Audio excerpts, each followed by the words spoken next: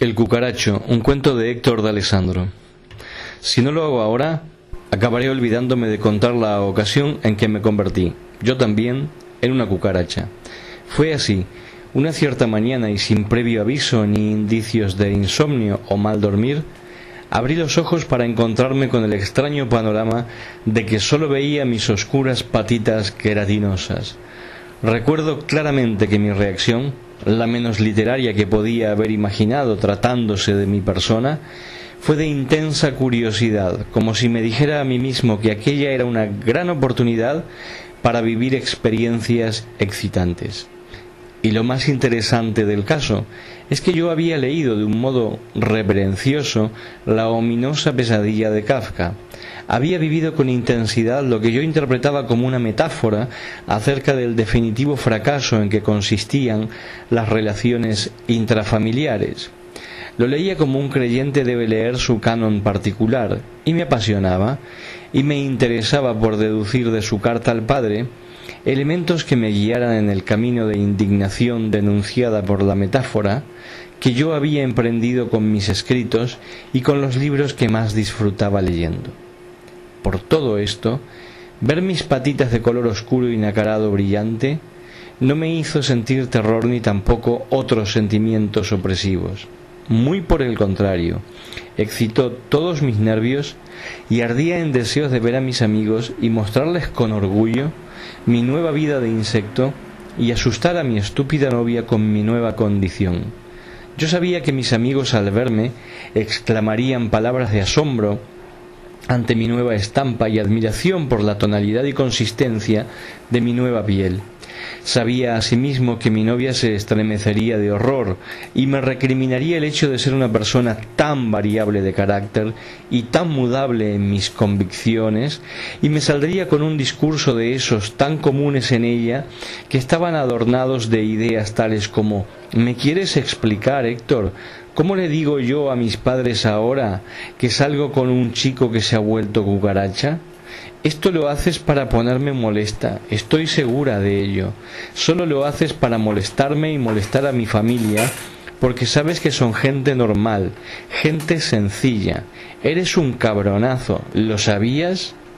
Yo, que escuchaba con paciencia, ahora redoblaría mi interés y curiosidad y amor por el conocimiento, puesto que la escucharía con una paciencia de cucaracha, y aquella era una modalidad desconocida por mí, que anhelaba experimentar de inmediato.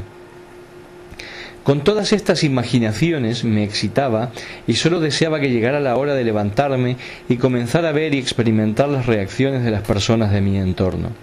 Me giré en la cama y, a diferencia de Samsa, sí que pude moverme. No solo esto, es que gozaba de una gran movilidad, hasta poseía cierto swing natural en mis movimientos. Meneé un poco las caderas para ir adaptándome del mejor modo posible a mi nueva fisiología. Cuando entró mi madre y nada más verme empezó: «Ya estás con tus estupideces», dado que su exclamación resultó verdaderamente vibrante, se expandió por toda la casa y llegó a oídos de mi padre, que de inmediato vino presuroso a ver qué nueva locura había emprendido su hijo.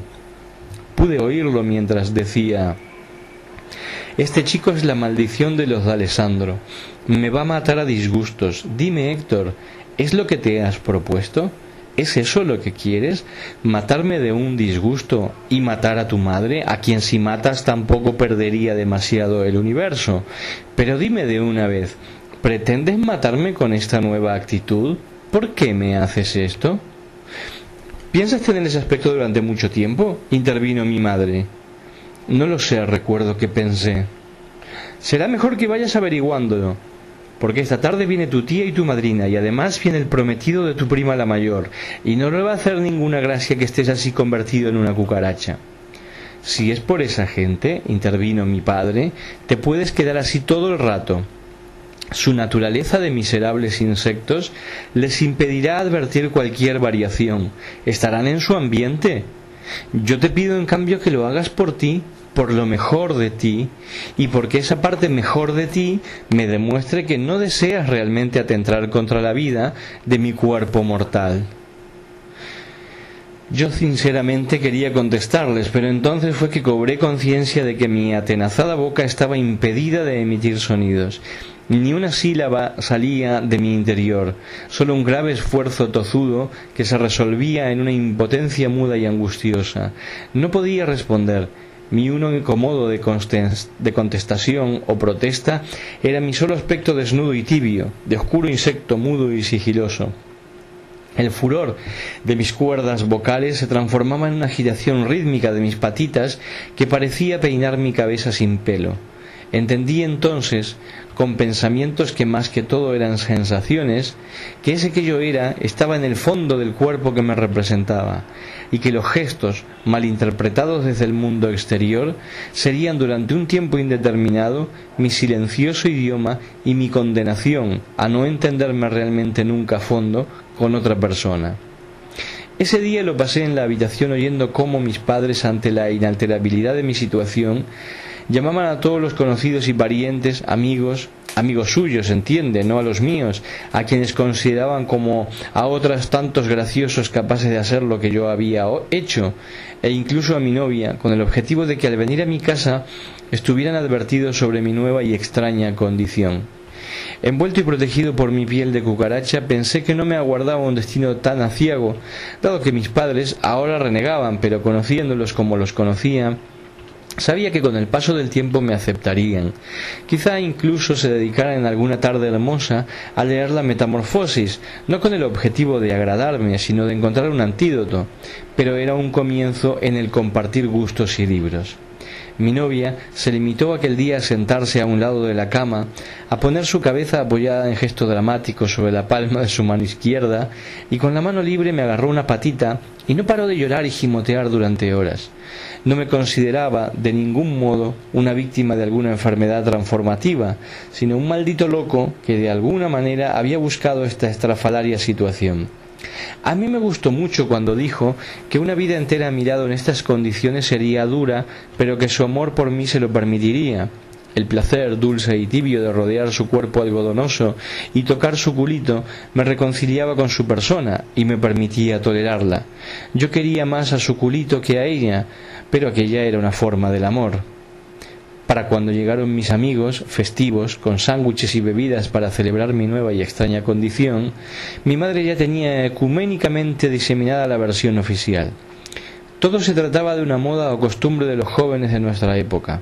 Mi novia no sabía muy bien a qué atenerse. Yo no lograba colar ninguna opinión desde dentro de mi prisión corporal cucarachesca. Mis amigos inventaron un sistema de comunicación. Un movimiento de patitas sí, 2 movimientos no. Y se echaron a reír como descocidos, revolcándose por el suelo de la habitación. Para ese momento fue que llegó toda mi parentela y asomaron sus cabezas en orden y con miedo por el marco de la puerta de mi dormitorio y miraban a mis amigos y a mi llorosa novia y a mí con cierto recelo, pena, asco y animadversión. En el fondo, quizás, recuerdo que pensé, disfrutan viéndome convertido en la clase de insecto que siempre me han considerado. Solo el terror ancestral que este tipo de conversión les infundía me llenaba de cierto efímero poder bastante inútil. En los días sucesivos mi madre iba convenciendo con denuedo a todo el que se le pusiera delante que aquello que yo hacía comportándome de ese modo era muy propio de los jóvenes en la actualidad. Mi padre, por las noches, intentaba convencerla de que tenía algún tipo de enfermedad cerebral, que solo a una redomada imbécil se le habría ocurrido un argumento más estúpido. Ella insistía en que no, que aquel era un argumento que acabaría convenciendo a todos. Adquiría incluso, mientras lo defendía, cierto aire heroico y algo mesiánico. La gente no se entera de nada, decía envuelta en una aureola nietzscheana, filósofo cuya obra no conocía, pero de quien afirmaba que nos había separado, a ella y a mí. Mi padre la escuchaba con relativa indiferencia y ponía la boca torcida en gesto de desdén y desprecio. Le decía que era una imbécil y una subnormal, y que si era el resultado de su trabajo neuronal, mejor sería que le ahorrara más abortos cerebrales al mundo, suicidándose a la primera ocasión en que tuviera oportunidad de hacerlo. Yo había aprendido a rasguñar trocitos de queso con mis patitas y mi boca queratinosa, y los observaba y los escuchaba desde una repisa en la que me habían instalado en el comedor a una cierta altura, a salvo de las inesperadas pisadas de algún paseante distraído. Mi madre no se inmutaba. y le replicaba que una madre aceptaba a un hijo adoptara la forma que éste adoptara, y lo defendería aunque le costara la vida, y que aun siendo yo un miserable cabrón, ella me cuidaría, dándome quesito y miguitas de pan mientras fuera necesario hacerlo, y que por lo que respecta a lo que mi padre, su marido, le decía, no le importaba una mierda, y le comunicaba que su mayor deseo era verlo morir muy pronto, envuelto en los mayores de los dolores y víctima de alguna violenta enfermedad que se lo llevara para el otro barrio, desgarrándolo internamente de un modo cruel y especialmente sádico, y que sólo le pedía a Dios salud para ver y disfrutar de aquella gozosa escena. Estas palabras, bajo la sombra de mi nueva alma de cucaracha, no me herían de ningún modo conocido por mí hasta entonces. Todo lo contrario, las escuchaba como un rumor lejano o como una transmisión lejana y fallida de alguna emisora a punto de diluirse en el silencio. Así transcurrían los días. Mi novia me hacía visitas cada vez más espaciadas. Un día comentó como al pasar que tenía un amigo nuevo, y 2 días más tarde no vino a verme. Mi madre estranguló un gemido en su garganta y se agarró a un periódico que por allí había, y con grandes voces como para disimular dijo que había que ver las horribles noticias que aparecían en la prensa, que cómo lo ponían a uno. Y a continuación decretó que debíamos escuchar música. Estuvo aturdiéndome un rato con tangos tristes, violentos, con valses monótonos y música pop, hasta que se fue a otra habitación y me dejó solo, pensando. Miré la tarde, la monótona tarde azul que entraba por la ventana, y respiré hondo sabiendo que la tristeza era posible, pero no inmutable, y me adormecí. Para cuando desperté, tras una sudorosa siesta, y como si un extraño resorte espiritual se hubiera soltado en mi interior, recuperé la visión de mis manos carnosas y delicadas.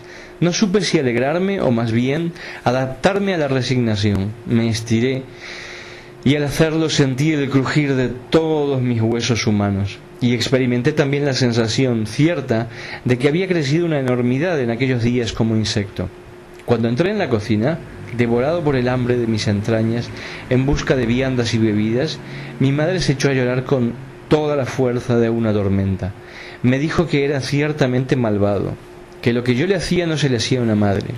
Así se estuvo un buen rato, hasta que se cansó y volvió a su antigua actitud de rechazo y enojo, solo que ahora acompañada de cierto aturdimiento. Se acercó a la mesa del teléfono, pude ver sus dudas expresadas en los complejos gestos de su cara. Muy pronto comenzó el nuevo ciclo de llamadas diseminantes. Una nueva versión estaba en marcha. Si ven a Héctor cambiado, es solo pasajero, continúa igual que siempre. Así fue que me convertí para siempre en un cucaracho. Continué siéndolo para mi familia, para los allegados por parte de mis padres, para mi exnovia, que ahora no se atrevía a decirle a su actual novio que me vendría a ver porque decían que había vuelto a ser el de siempre. El paso que había dado la había dejado definitivamente en una nueva acera, y según su modo de ser no podía volver atrás. Entendí de pronto que a muchas personas, por no decir casi todas ellas, una vez que se definen de una manera, les cuesta desdecirse y explorar otras vías. Prefieren seguir en el error antes que arriesgarse a cambiar. Entendí que mis padres no tenían remedio más allá de la muerte, que yo no volvería a ser nunca el que era, y que eso me llenaba de entusiasmo y alegría. Vi a mis amigos decepcionados durante 2 días porque se les había acabado el juguete, pero al final recuperaron la fuerza y la curiosidad que los caracterizaba y ya estaban inventando nuevas jugadas para divertirnos juntos. Un día conocí a una chica que me dijo que desde hacía tiempo me quería conocer, que sabía que yo era el chico que durante unos cuantos días había sido una cucaracha, y que solo con saber eso ya le bastaba para querer conocerme y enamorarse de mí. Yo le pregunté si me seguiría en mis locuras si fuera necesario, y ella me respondió que siempre subiría la apuesta. Entonces no necesité ver sus brillantes ojos, supe sin saber cómo, igual que algunos personajes literarios y la mayoría de la gente que puebla la existencia, que estaba rendido a sus pies, que quería unas alas nuevas y volar con ella, que lamería sus pies y mordería su espalda, que juntos brincaríamos por la noche en nuestra aburrida e insípida ciudad. Supe que siempre había encontrado sentido a todo lo pasado, y ahora se lo encontraba más aún si cabe, y me puse a cantar. Canté una canción hermosa y triste y violenta. Canté una canción que me arrastró hacia la noche. Una canción hermosa, triste y violenta.